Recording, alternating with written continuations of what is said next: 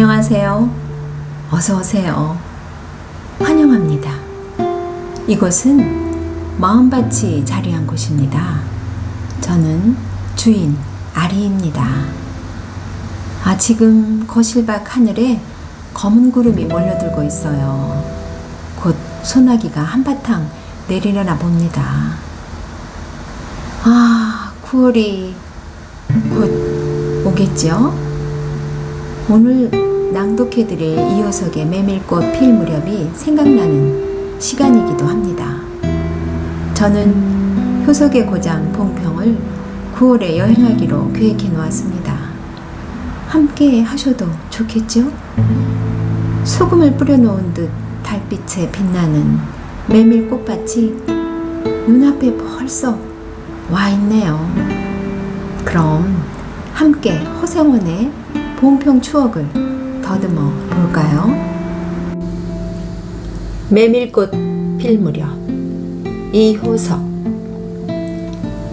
여름 장이란 애시당초에 글러서 해는 아직 중천에 있건만 장파는 벌써 쓸쓸하고 더운 햇발이 벌려놓은 전 휘장 밑으로 등줄기를 훅훅 볶는다. 마을 사람들은 거지반 돌아간 뒤여 팔리지 못한 나무꾼 패가 길거리에 쿵식거리고들 있으나 석유병이나 받고 고깃말이나 사면 좋할 이 축들을 바라고 춥춥스럽게 날아드는 파리떼도 장난꾼 각다기들도 귀치 않다. 얼금뱅이요 왼손잡이인 드팀전의 허생원은 기어코 동업에 조선달을 낚구어 보았다. 그만 거들까? 잘 생각했네.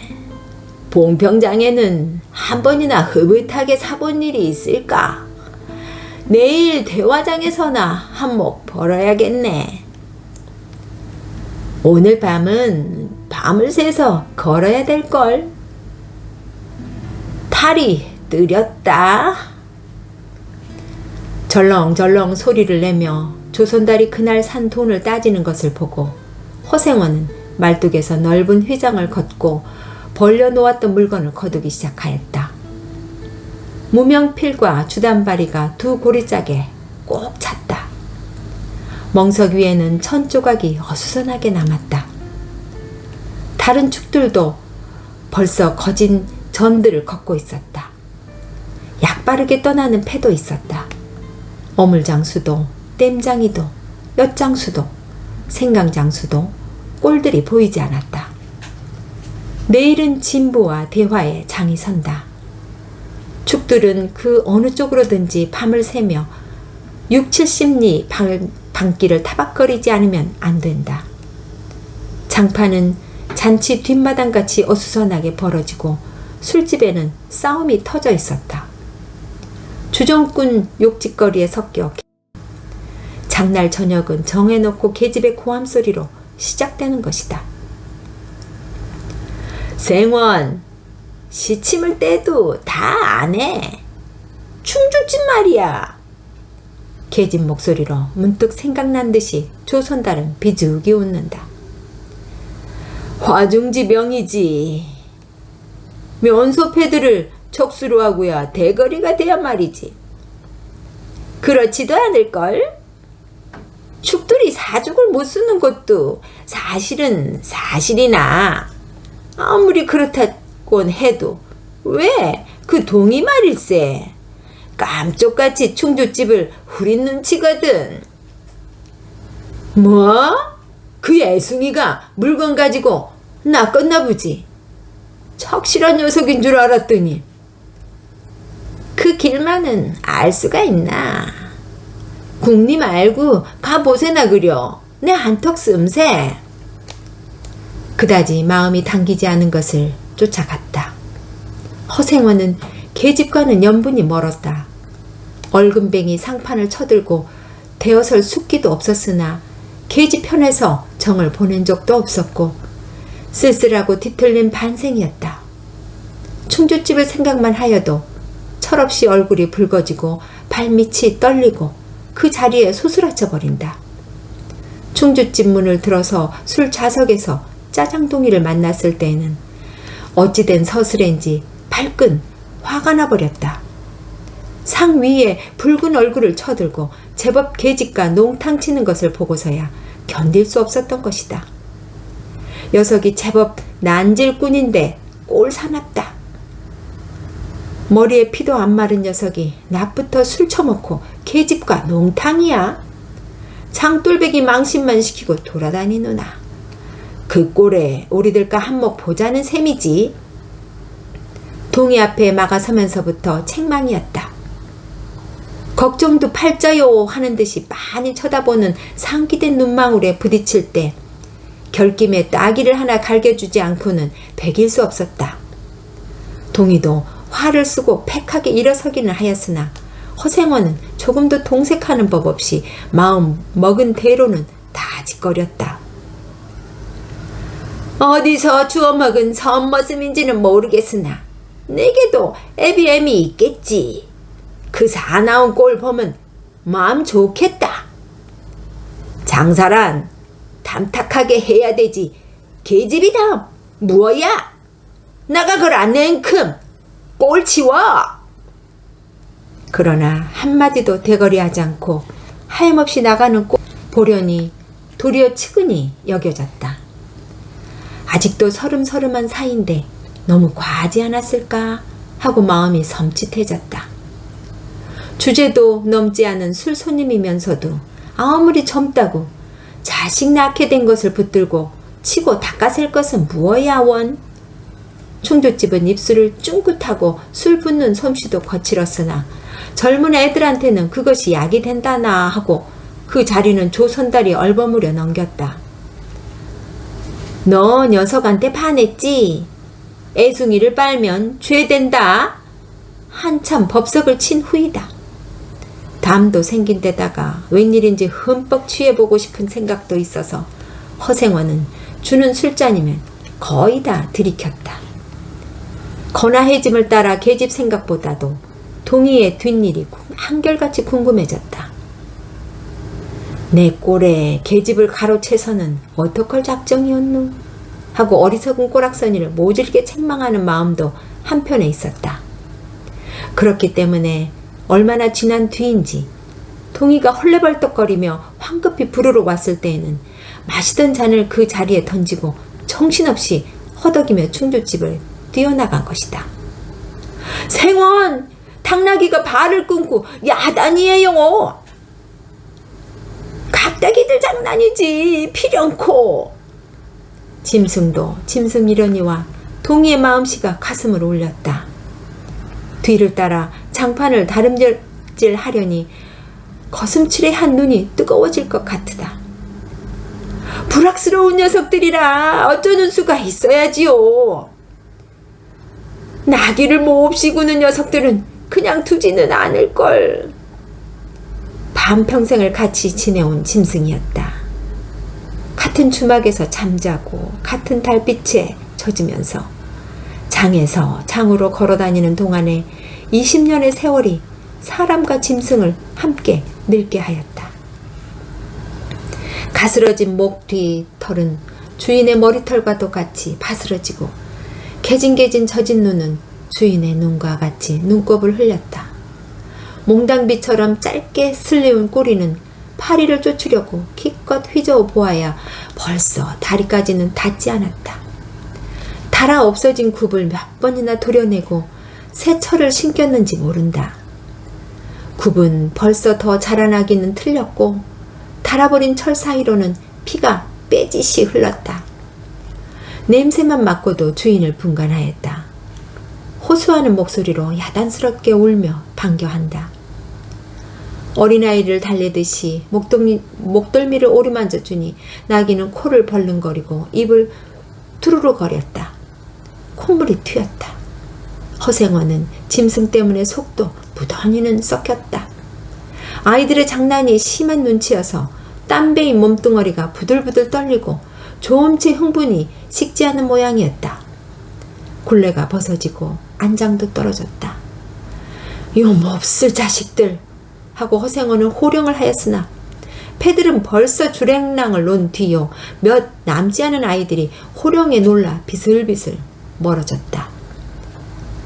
우리들 장난이 아니우. 암놈을 보고 저 혼자 발광이지. 코올리기 한 녀석이 멀리서 소리를 쳤다. 그 녀석 말투가? 김첨지 당나귀가 가버리니까 웬통 흙을 차고 거품을 흘리면서 미친 소같이 날뛰는걸. 꼴이 우스워. 우리는 보고만 있었다오. 배를 좀 보지. 아이는 앵돌아진 투로 소리를 치며 깔깔 웃었다. 허생원은 모르는 결에 낯이 뜨거워졌다. 무시선을 막으려고 그는 짐승의 배 앞을 가려 서지 않으면 안 되었다. 늙은 주제에 암샘을 내는 게 셈이야. 저놈의 짐승이. 아이의 웃음소리에 허생원은 추춤하면서 기어코 견딜 수 없어 채찍을 들더니 아이를 쫓았다. 쫓으려거든 쫓아보지? 왼손잡이가 사람을 때려? 줄다름에 달아나는 각다기에는 당하는 재주가 없었다. 왼손잡이는 아이 하나도 후릴 수 없다. 그만 채찍을 던졌다. 술기도 돌아 몸이 유난스럽게 화끈거렸다. 그만 떠나세. 녀석들과 어울리다가는 한이 없어. 장판의 각다기들이란 어른보다도 더 무서운 녀석 것들인걸. 조선달과 동이는 각각 제 나귀의 안장을 얹고 짐을 싣기 시작하였다. 해가 꽤 많이 기울어진 모양이었다. 드팀전 장돌이를 시작한 지 20년이나 되어도 허생원은 봉평장을 빼놓은 적은 없었다. 충주 제천 등의 이웃 군에도 가고 멀리 영남 지방도 헤매기는 하였으나 강릉중에 물건하러 가는 외에는 처음부터 끝까지 군내를 돌아다녔다. 닷새만큼씩의 장날에는 달보다도 확실하게 면에서 면으로 건너간다. 고향이 청주라고 자랑삼아 말하였으나 고향에 들보러 간 일도 있는 것 같지는 않았다. 장에서 장으로 가는 길에 아름다운 강산이 그대로 그에게는 그리운 고향이었다. 반날 동안이나 뚜벅뚜벅 걷고 장터 있는 마을에 거지반 가까워졌을 때 거친 나귀가 한바탕 우렁차게 울면, 더구나 그것이 저녁녘이어서 등불들이 어둠 속에 깜빡거릴 무렵이면 늘 당하는 것이었건만 허생원은 변치 않고 언제든지 가슴이 뛰놀았다. 젊은 시절에는 알뜰하게 벌어 돈푼이나 모아본 적도 있기는 있었으나 읍내에 백중이 열린 해 호탕스럽게 놀고 투전을 하고 하여 사흘 동안에 다 털어버렸다. 나귀까지 팔게 될 판이었으나 애끓는 정분에 그것만한 일을 물고 단념하였다. 결국 도로아미 타블로 장돌이를 다시 시작할 수밖에는 없었다. 짐승을 데리고 읍내를 도망해 나왔을 때에는 너를 팔지 않기 다행이었다고 길가에서 울면서 짐승의 등을 어루만졌던 것이었다. 빚을 지기 시작하니 재산을 모을 염은 당초에 틀리고 간신히 입에 풀칠을 하러 장에서 장으로 돌아다니게 되었다. 호탕스럽게 놀았다고는 하여도 계집 하나 후려보지는 못하였다. 계집이란 쌀쌀하고 매정한 것이었다.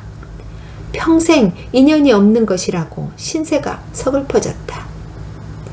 일신에 가까운 것이라고는 언제나 변함없는 한 필의 당나귀였다. 그렇다고는 하여도 꼭 한 번의 첫 일을 잊을 수는 없었다. 뒤에도 처음에도 없는 단 한 번의 괴이한 인연. 봉평에 다지기 시작한 젊은 시절의 일이었으나 그것을 생각만 할 적은 그도 산 보람을 느꼈다. 달밤이었으나 어떻게 해서 그렇게 됐는지 지금 생각해도 도무지 알 수 없어. 허생원은 오늘 밤도 또 그 이야기를 끄집어 내려는 것이다. 조선다른 친구가 된 일에 귀에 못이 배기도록 들어왔다. 그렇다고 실증을 낼 수도 없었으나 허생원은 시침을 떼고 되풀이 할 대로는 되풀이 하고야 말았다.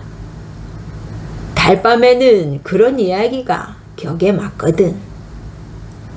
조선달 편을 바라는 보았으나 물론 미안해서가 아니라 달빛에 감동하여서였다. 이지로는 졌으나 보름을 가제 지난 달은 부드러운 빛을 흐붓이 흘리고 있다. 대화까지는 70리의 밤길, 고개를 둘이나 넘고 개울을 하나 건너고 벌판과 산길을 걸어야 된다. 길은 지금 긴 산허리에 걸려있다. 밤중을 지난 무렵인지 죽은 듯이 고요한 속에서 짐승 같은 달의 숨소리가 손에 잡힐 듯이 들리며 콩포기와 옥수수 잎새가 한층 달에 푸르게 젖었다. 산허리는 왼통 메밀밭이어서 피기 시작한 꽃이 소금을 뿌린 듯이 흐뭇한 달빛에 숨이 막힐 지경이다. 붉은 대궁이 향기같이 애잔하고 나귀들의 걸음도 시원하다. 길이 좁은 까닭에 세 사람은 나귀를 타고 외줄로 늘어섰다. 방울소리가 시원스럽게 딸랑딸랑 메밀밖으로 흘러간다. 앞장선 허생원의 이야기 소리는 꽁무니에 선 동이에게는 확적이는 안 들렸으나 그는 그대로 개운한 제 멋에 적적하지는 않았다. 장선 꼭 이런 날 밤이었네. 객주집 토방이란 무서워서 잠이 들어야지. 밤중은 돼서 혼자 일어나 개울가에 목욕하러 나갔지. 봉평은 지금이나 그제나 마찬가지나 보이는 곳마다 메밀밭이어서 개울가가 어디 없이 하얀 꽃이야. 돌밭에 벗어도 좋을 것을 달이 너무나 밝은 까닭에 옷을 벗으러 물방앗간으로 들어가지 않았나? 이상한 일도 많지. 거기서 난데없는 성서방네 처녀와 마주쳤단 말이네. 봉평서야 제일 가는 일색이었지. 팔자에 있었나 보지. 아무렴 하고 응답하면서 말머리를 아끼는 듯이 한참이나 담배를 빻을 뿐이었다. 구수한 자줏빛 연기가 밤 기운 속에 흘러서는 녹았다. 날 기다린 것은 아니었으나 그렇다고 달리 기다리는 논팽이가 있는 것도 아니었네. 처녀는 울고 있단 말이야. 짐작은 되고 있었으나 성서막내는 한창 어려워서 들고 날 판일 때였지. 한 집안 일이니 딸에겐들 걱정이 없을 리 있겠나. 좋은 데만 있으면 시집도 보내련만 시집은 죽어도 싫다지. 그러나 처녀란 울 때 같이 정을 끄는 때가 있을까. 처음에는 놀래기도 한 눈치였으나 걱정이 있을 때는 누그러지기도 쉬운 듯해서 이럭저럭 이야기가 되었네. 생각하면 무섭고도 기막힌 밤이었어. 제천인지로 주랭랑을 놓은 건 그 다음이 날이랬다. 다음 장또막에는 벌써 웬 집안이 사라진 뒤였네. 장파는 소문에 발끈 뒤집혀 고작 해야 술집에 팔려가기가 상수라고 처녀의 뒷공론이 자자들하단 말이야. 제천 장판을 몇 번이나 뒤덮겠나. 하나 처녀의 꼴은 꼰 구워 먹는 자리야. 첫날 밤이 마지막 밤이었지. 그때부터 봉평이 마음에 든 것이 방평생을 두고 다니게 되었네. 평생인들 잊을 수 있겠나. 수 좋았지. 그렇게 신통한 일이란 쉽지 않어. 항영 못난 것이 얻어 새끼 낳고 걱정 늘고 생각만 해도 진절이 나지. 그러나 늙음악바지까지 장돌뱅이로 지내기는 힘든 노릇이 아닌가. 난 가을까지만 하고 이 생애와도 아직 하려네. 대화쯤에 조그만 전빵이나 하나 벌리고 식구들을 부르겠어. 사시장철 뚜벅뚜벅 걷기란 여간 이래야지. 얘 처녀나 만나면 같이나 살까? 난 거꾸러질 때까지 이 길 걷고 저 달 볼 테야. 산길을 벗어나니 큰 길로 튀어졌다. 꽁무니의 통이도 앞으로 나서 나귀들을 가로 늘어섰다. 총각도 젊겠다. 지금이 한창 시절이랬다. 충주집에서는 그만 실수를 해서 그 꼴이 되었으나 서울게 생각 말게. 천만에요. 되려 부끄러워요. 계집이란 지금 웬 제격인가요? 차나깨나 어머니 생각뿐인데요.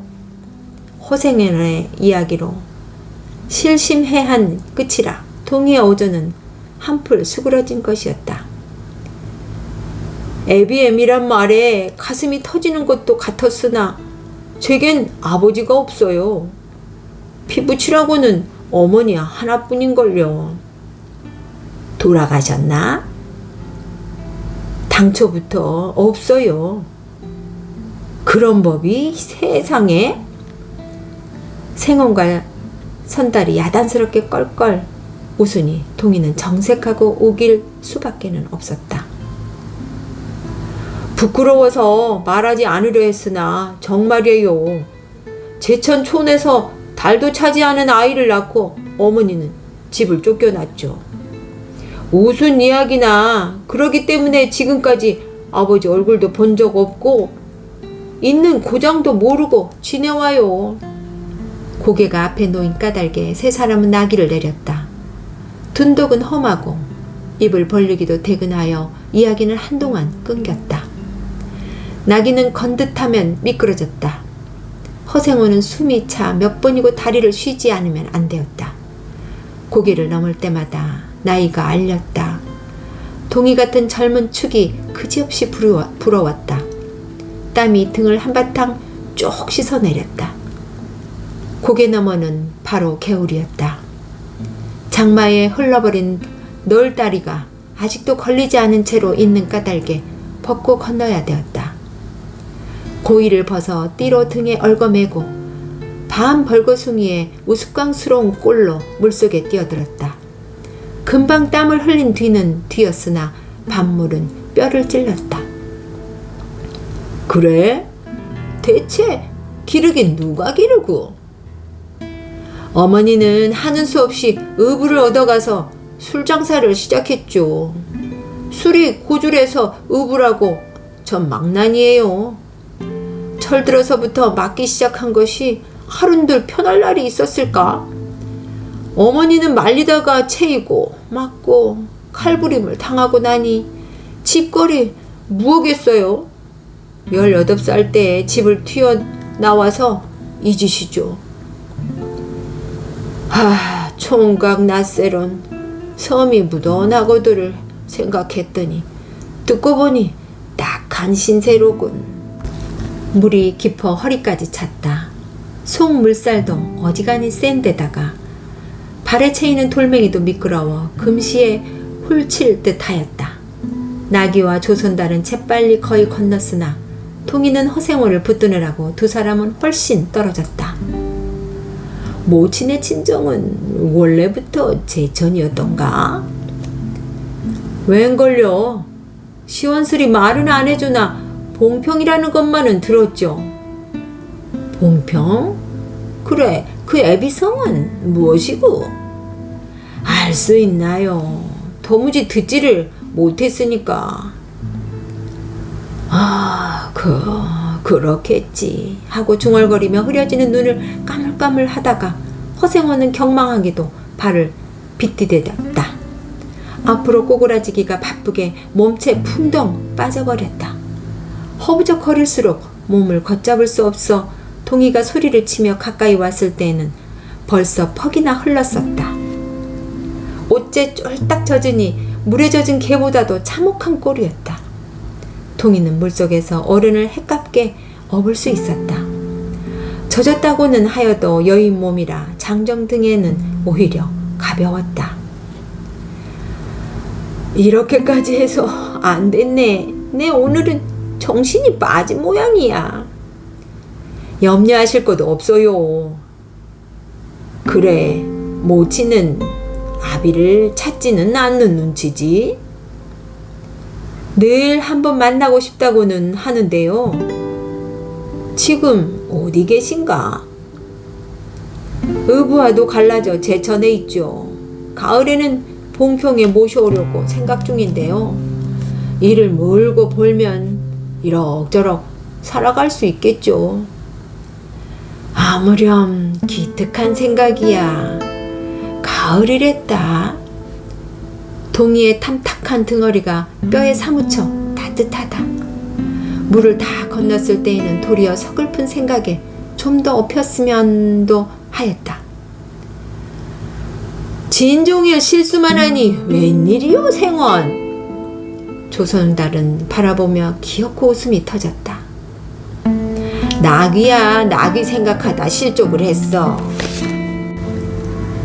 낙이야, 낙이 생각하다 실족을 했어. 말 안 했던가? 촉골에 제법 새끼를 얻었단 말이지. 읍내 강남집 피마에게 말이세. 귀를 쫑긋 세우고 달랑달랑 뛰는 것이 낙이 새끼같이 귀여운 것이 있을까? 그거 보러 나는 일부러 읍내를 사람을 물에 빠치울 쟀다는 대단한 낙이 새끼군. 허생원은 젖은 옷을 웬만큼 짜서 입었다. 이가 덜덜 갈리고 가슴이 떨리며 몹시도 추웠으나 마음은 알 수 없이 둥실둥실 가벼웠다. 주말까지 부지런히들 가세나. 뜰에 불을 피우고 후투후투 쉬어. 나귀에겐 더운 물을 끓여주고 내일 대화장 보고는 제천이다. 생원도 제천으로? 오래간만에 가보고 싶어. 동행하려나, 동이? 나귀가 걷기 시작하였을 때 동이의 채찍은 왼손에 있었다. 오랫동안 아독신이 같이 눈이 어둡던 허생원도 요번만은 동이의 왼손잡이가 눈에 띄지 않을 수 없었다. 걸음도 헷같고 방울소리가 밤 벌판에 한층 청청하게 울렸다. 달이 어지간히 기울어졌다.